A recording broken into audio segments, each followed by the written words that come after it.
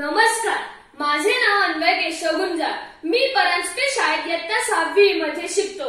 आज मी तुम्हाला स्वामी विवेकानंदांची बल हे जीवन ही गोष्ट सांगणार आहे. मित्रांनो, बल हे जीवन हा स्वामी विवेकानंदांचा संदेश तुम्ही ऐकलाच असेल. बल म्हणजे शक्ती, सामर्थ्य.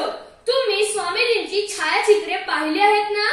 त्यात दिसतात त्यांचे विशाल तेजस्वी डोळे, कणखर शरीर संपदा, उच्च देहयष्टी, प्रखर आत्मविश्वास आणि त्यातूनच व्यक्त होते बलसंपन्नता. स्वामीजी म्हणजे तरुण नरेंद्रनाथ. नरेंद्रला वेगवेगळ्या मैदानी खेळांची आवड होती. व्यायामामुळे त्याला शारीरिक सामर्थ्य प्राप्त झाले होते. त्या काळात भारतावर इंग्रजांचे राज्य होते. तरुण मुलं सरकारच्या विरोधात काही योजना रचत असे पोलिसांना वाटे. एकदा एका पोलीस अधिकाऱ्याने नरेंद्रला त्याच्या घरी जेवायला बोलवले.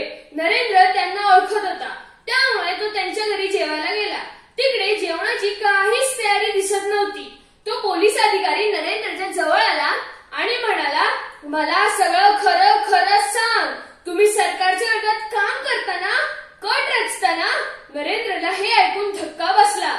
तो म्हणाला, हे काय म्हणताय तुम्ही? कसलं काम, कसला कट? इतकंच सगळं तुम्हाला माहिती आहे तर तुम्ही आमच्या घराची झडती घेऊन आम्हाला पकडत का नाही? तुम्ही जेवणाच्या नावाखाली मला इथे बोलावलं आणि माझ्यावर आणि माझ्या मित्रांवर खोटा आरोप लावताय.